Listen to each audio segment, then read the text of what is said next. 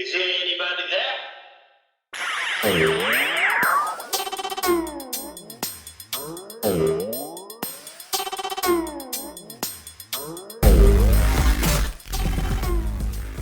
So I'm traveling throughout the Pacific Coast League with Tucson in the ensuing weeks, and what I found is Chihuahuas was the one that was always being brought up.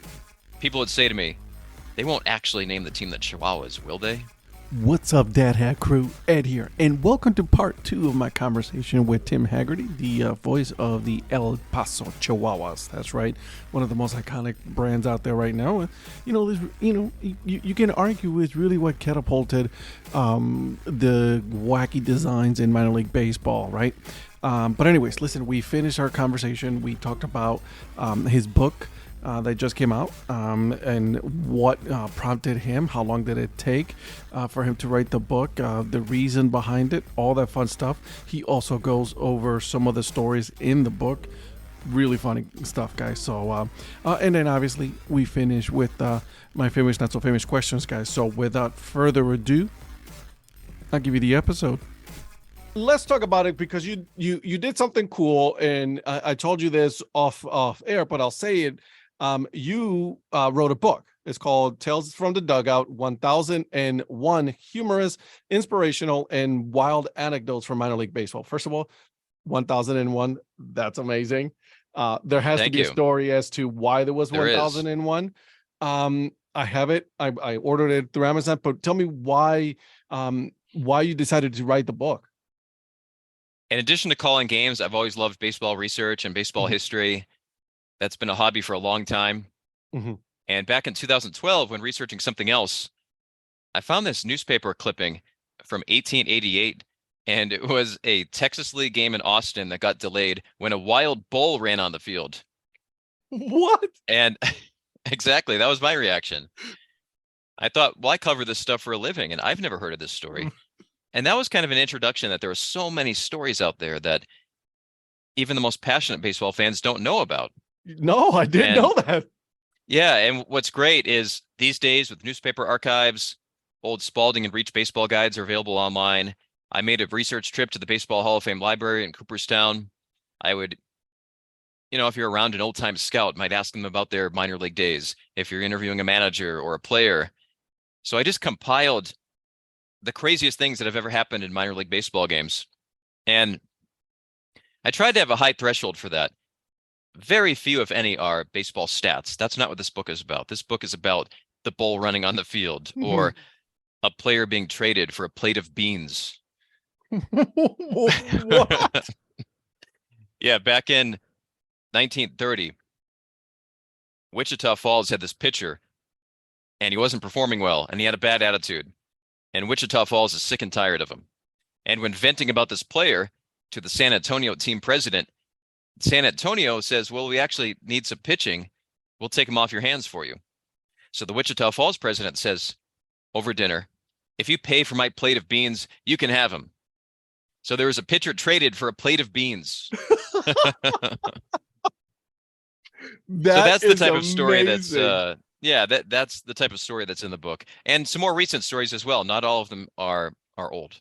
Oh my God. That's like, all right. So you did your research and all that. Did you interview more broadcasters and players? What was the process of, because I'm sure it took you a while to really compile all of those stories and put it together in a book form. Yeah. In addition to using those sources I mentioned earlier and interviewing people, there was also a SABR member, Al Arrighi in Maryland, who happens to be my uncle. But one time when telling him about this project, he's retired, he got excited. He looked through a lot of old baseball books and sent me some great usable notes as well. So his name is right there on the dedication page as a research assistant. So the process... give him the title of research assistant. That's right. It took 10 years. I didn't work on it every day for 10 years, but it was an ongoing document for 10 years. And I had about 1,100 stories when I reached a point, okay, what's the format going to be? So the stories are quick. Yeah. Many of them are a couple of sentences. They have what I hope is a catchy headline above them, usually some sort of pun. The book has a lot of illustrations as well. So I had 1,100 stories. and had to determine what's going to be the format, how many stories. And one Mhm. day I saw my wife's cookbook and it said 1001 recipes. And I thought I liked that number. A lot of books have that, 1001. Yeah. So I actually then had to trim down. And if two stories were similar, I'd merge them into one. I left some on the cutting room floor. But in 1907, there was a player who was arrested for using foul language on the field. And in the What? 1930s, there was an umpire who was arrested for using foul language on the field. So those two stories became one. And by the Yeah. way, yes, arrested, not ejected. They actually were Like the arrested. cops came, literally arrested him. Yes, foul language. You have Like to go to okay, court. the player, okay, you replace the player, you have another player that you can put. But an umpire, a lot of the times is like, what are you gonna do? That's a really good point because in this time, there's only one umpire on the field. Yeah. Umpires come up a lot in my book. They were treated miserably. It was a rough time. That's one of the things I found with this book, that there's a perception that maybe old time baseball was gentlemanly and people were polite. It is absolutely not true at No, not all. even close.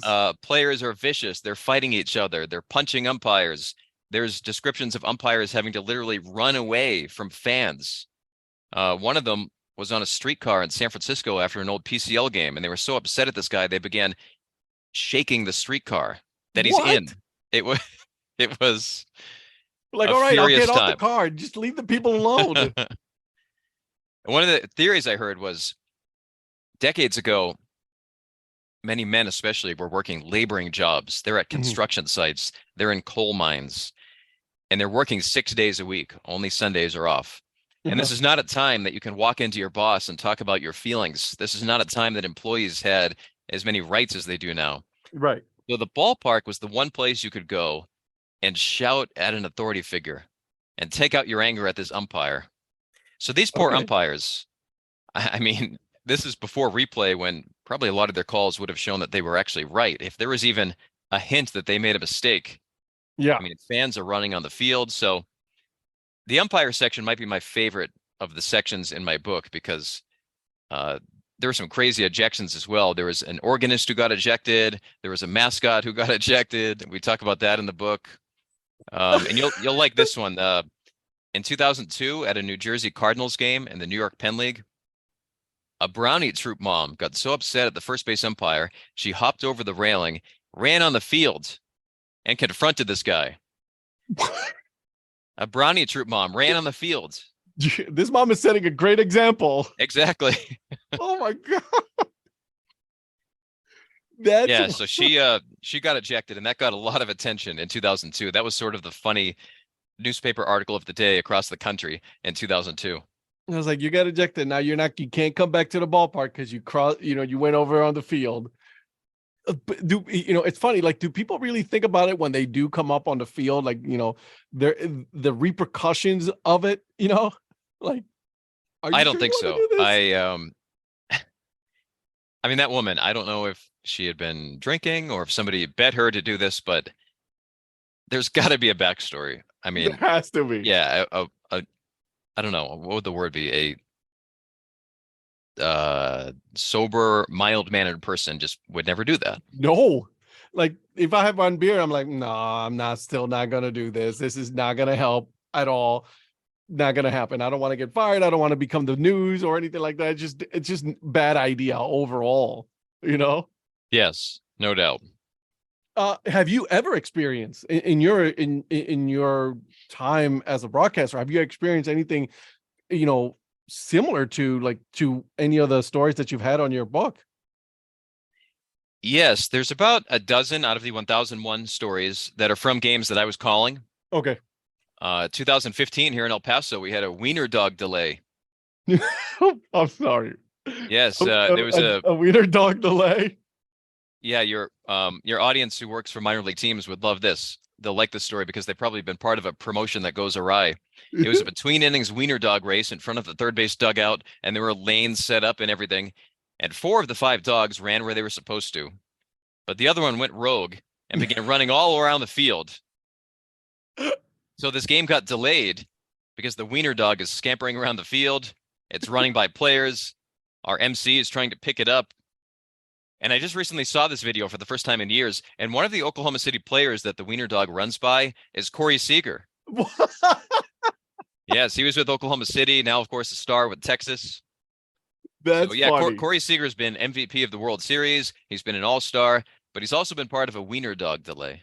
I bet you if you ask Corey Seager about that, he would definitely remember that. There I has to agree. be there's no way that he's not gonna remember. Oh, I do remember that, right? Like, I mean, yeah, you do. You remember those things, especially because they're so wild. Oh, absolutely. It's a funny story years later, so I'm sure he remembers it. The video went viral. It ended up on Good Morning America. Wiener dog delaying a Chihuahuas game. No, And when you do that's it, what I love about the minor leagues is you're much more likely to see a wiener dog delay in El Paso than you are at Yankee Stadium. 100%. You're 100% right about that. You might see it at Oakland Stadium now, just because of where them moving or anything like that.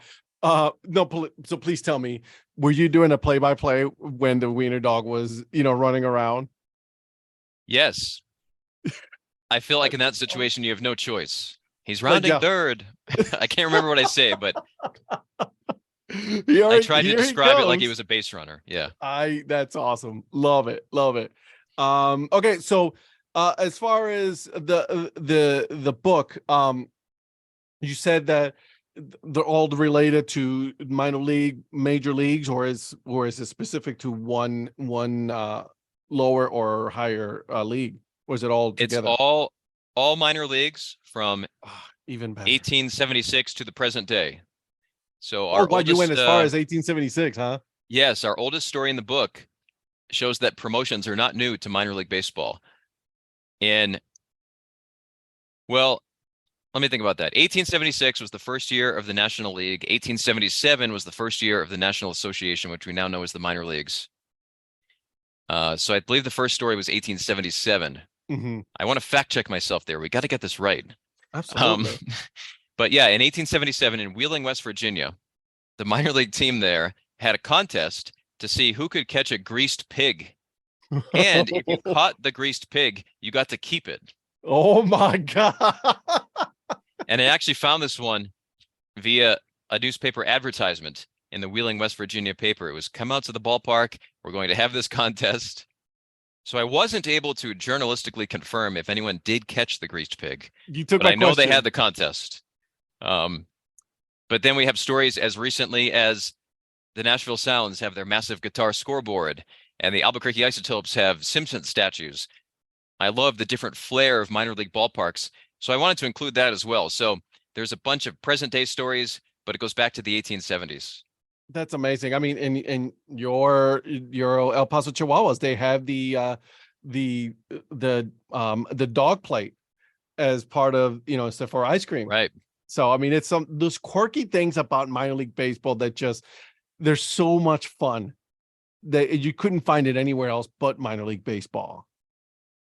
Yeah, I agree. I think when a team has a unique brand like the Chihuahuas, they can really make the ballpark part of that brand. As I look, I see the big doghouse in right Mhm. field. That's the name of the big, beautiful brick building we have here. And there's various other dog puns around the park. You mentioned some of the items that people can purchase. Mhm. You can buy a dog bowl to get your nachos in here. Oh, yes. And it's such a strong dog bowl that people use it for their dogs at home. That's always a popular item. And nachos is amazing as long as it comes with jalapenos. The spicier, the better. I love it. Okay. Anything else that I haven't asked you, my friend, about the team? I mean, obviously the team is such a cool name, cool logo. The whole experience with Brandy O's and how they do their research, right? They come to town, they do their research, and then they present the name. You guys found out what the name was going to be beforehand, right? Yes, but only very shortly beforehand. There was a group of higher management that knew. Hmm. To be honest, I was in no rush to learn this because it's such a kept secret. Yeah. And luckily it did not get out. But there's such a fear that before the announcement, somebody who knows something might accidentally say something to somebody. And so because of that reason, I actually was totally fine. But I found out a couple of days before. Hmm. And yeah, so I did not know long in advance. I kind of feel the same way when it comes to transactions. Mhm. Sometimes the broadcaster might see a player with their equipment bag in a hotel lobby in the morning. You Normally know they at wouldn't, that you point, know, they're yeah. going somewhere. And when a major league team does not announce a roster move, when a reporter does first, sometimes that can Yeah. stir things up because then a player finds out from someone else that they're being sent down. In a nutshell, I am not in a rush to find out anything secretive because then if something gets out, I don't want anyone to think I was part of it. So Yeah. I am totally fine finding out when a player is called up when the San Diego Padres tweeted, and that's the first time. I'm totally fine with that. So same thing with the Chihuahuas team name.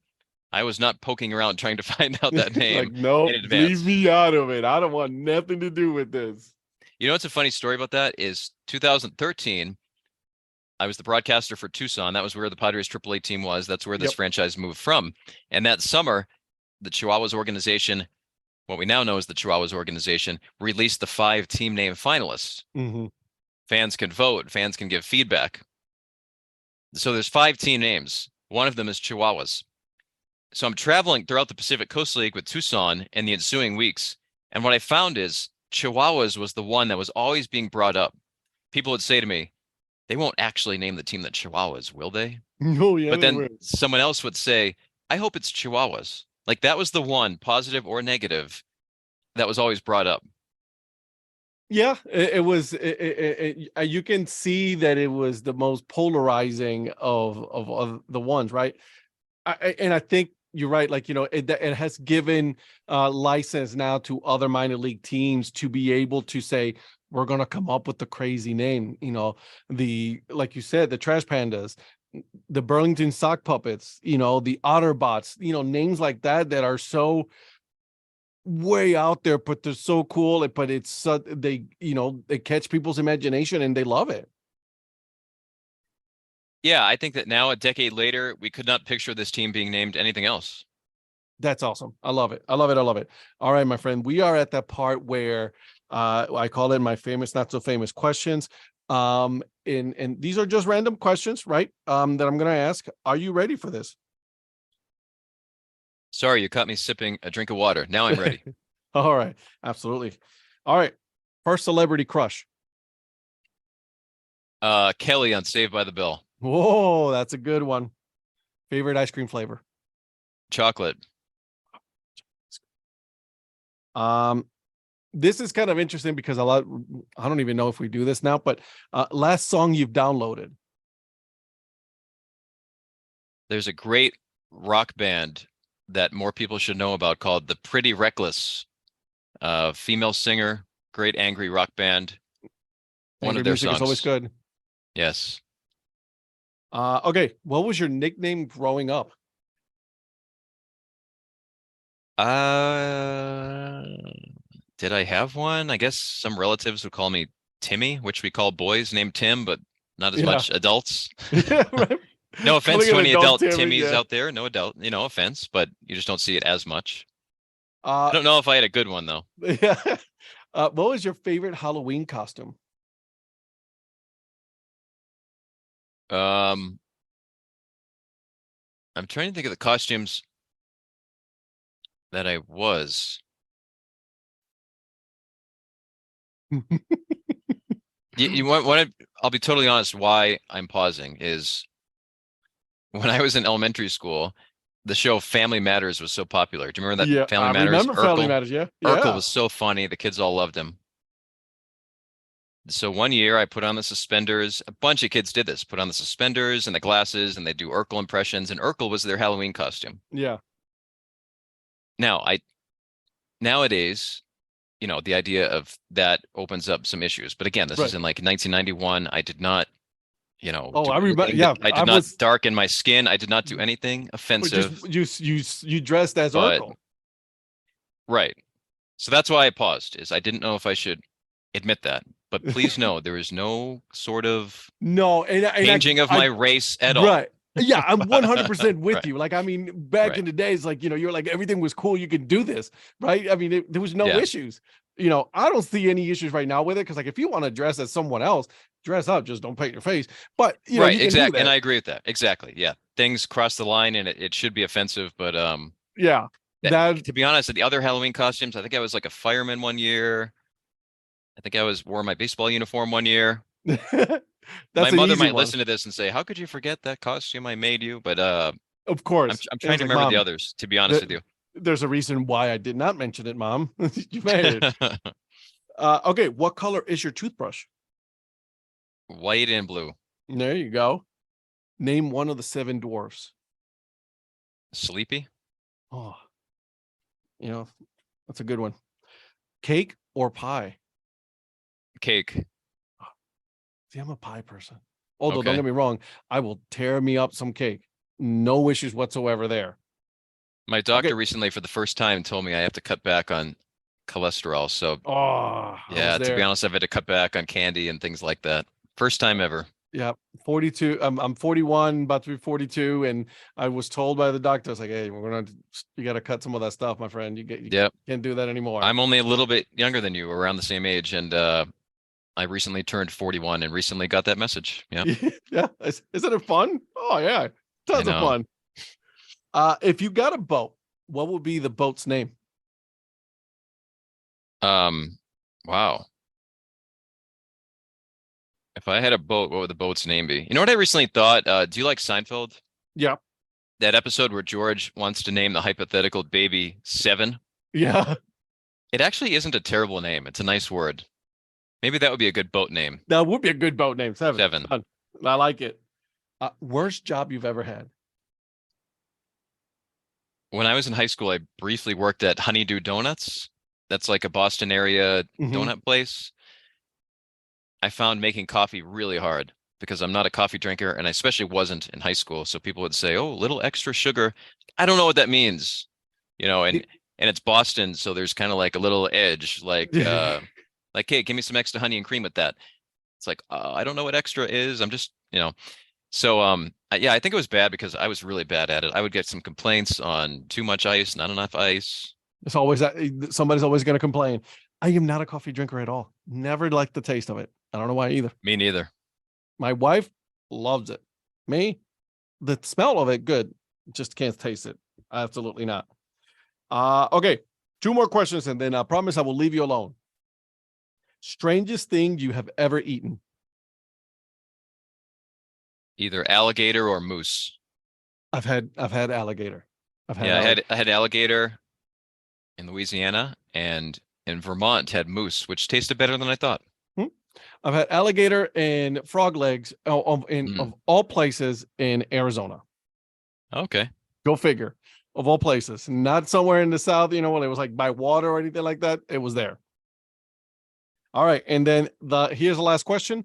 Last movie you watched? My wife and I watched the Air movie with Matt Damon about Nike and Michael Jordan, and it was Yeah, outstanding. It was great. it's on my list to watch. I want to watch it. Is Yep. that good? It was. It was one of those things where we both had work in the morning. It was getting late. It's getting to be 10:30, 10:40, and typically it's the time where we might pause the movie, watch the remaining 45 minutes later, but it was so good, we're like, no, we're going for it. We'll deal with it. We'll deal with tomorrow. Energy drinks for you, coffee for her. Right. Tim, thank you so much for doing this. I had an absolute blast. Where can people find you on any of the socials? I have Twitter, TD Hagerty. Thank you for ordering my new book. It's called Tales from the Dugout, 1001 Humorous, Inspirational, and Wild Anecdotes for Minor League Baseball. It's on sale on Amazon right now. And I will put the link to it so that way people can order it as Oh, well. thank you. Absolutely. Yeah, absolutely. Are you now part also of the new threads, or are you still Twitter only? I do not have threads.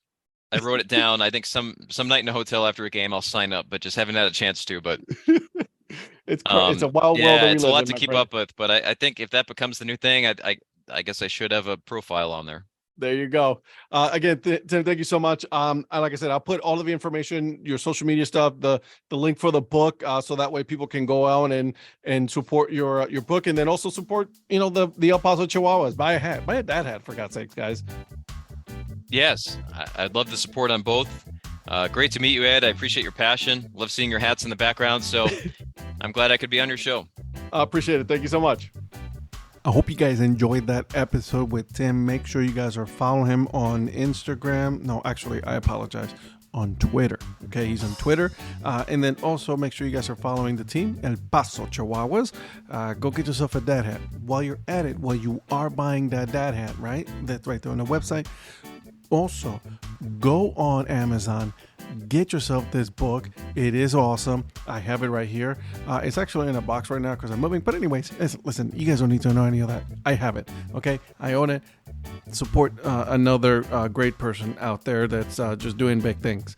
And also, if you don't mind, I would love for you guys to go ahead and give this podcast, give me a follow. I'll greatly appreciate that. And then give it 5 stars. 5 stars means I go up on the rankings. All right, so this week, the dad joke of the episode comes from my really good friend, Anna Di Tommaso. She has a great podcast, guys. You guys got to go and listen to it. The Baseball Bucket List podcast, okay? So she sent me, earlier in the week, she sent me this joke. And then, of course, I said, yeah, it's going on the show. I don't think she was intending it for that, but yeah, here it is. All right, here we go. This guy goes up to the zoo and sees a baguette. The zookeeper walks up and explains that it was bred in captivity. All right, guys. I'll go ahead and see myself out. And until then, guys, keep on grinding and always support minor leagues. See ya.